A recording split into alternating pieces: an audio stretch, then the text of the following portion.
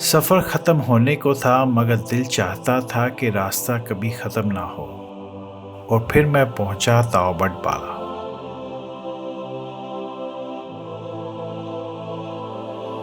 کشمیر کا آخری گاؤں، مگر شاید خوبصورتی کی پہلی منزل۔ یہاں کا سکون، یہاں کی ہوا اور یہاں کے مناظر دل کو چھو جاتے ہیں۔ سبز وادیاں اور دریا کا بہتا پانی۔